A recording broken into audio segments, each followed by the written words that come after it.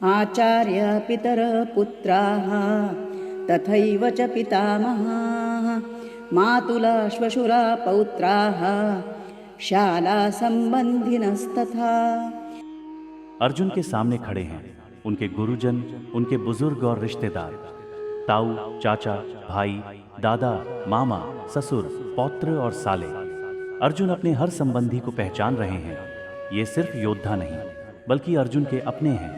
भीष्म पितामह, उनके गुरु द्रोणाचार्य और कृपाचार्य, जिनसे उन्होंने जीवन भर शिक्षा ली, आज उनके सामने युद्धभूमि में खड़े हैं। सोमदत्त, भूरिश्रवा जैसे लोग जो उनके पिता समान थे, कुंती भोज, पुरुजित, शल्य और शकुनी मामा, ये सारे वही रिश्ते हैं जो अर्जुन को बेहद प्रिय थे।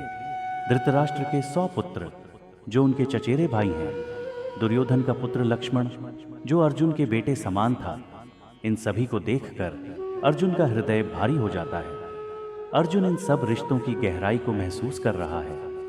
हर एक चेहरा, हर एक रिश्ता उसकी आंखों के सामने आ रहा है और वो अपने भीतर एक गहरी दुविधा और करुणा का अनुभव कर रहा है। वह सोचता है, क्या इन्हीं अपनों के खिलाफ मुझे युद्ध करना है?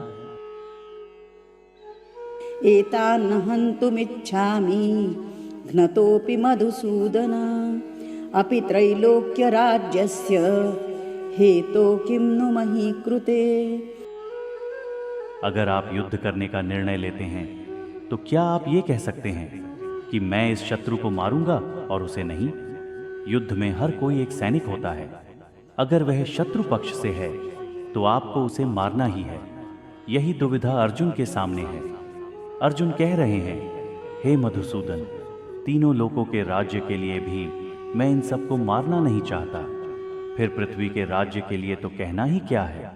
देखिए दोस्तों, अर्जुन को 3 लोकों का राज्य भी नहीं चाहिए, अगर इसके लिए उसे अपने अपनों का वध करना पड़े। यही दुविधा अर्जुन के दिल को भारी कर रही है। जीवन में भी कई बार ऐसी घड़ी आती है जब हमें अपनी सबसे प्रिय चीज का त्याग करना पड़ता है, क्योंकि हमें अपने लक्ष्य की ओर बढ़ना होता है। और तब सवाल उठता है, क्या हम अपने सबसे प्यारे को छोड़ सकते हैं? अर्जुन की यही उलझन है। वो कहते हैं, यद्यपि वे मुझ पर आक्रमण करें, फिर भी मैं उनका वध नहीं करना चाहता। यद्यपि हमें धृतराष्ट्र के पुत्रों को मारकर तीनों लोक मिल भी जाएं, तब भी इस वध से मुझे सुख और शांति कैसे मिलेगी? ये भावनाएं अर्जुन की संवेदनशीलता को दर्शाती हैं। वो मोह के बंधन में फंसकर सोचते हैं कि अपने अपनों को मारकर जीत कैसी होगी।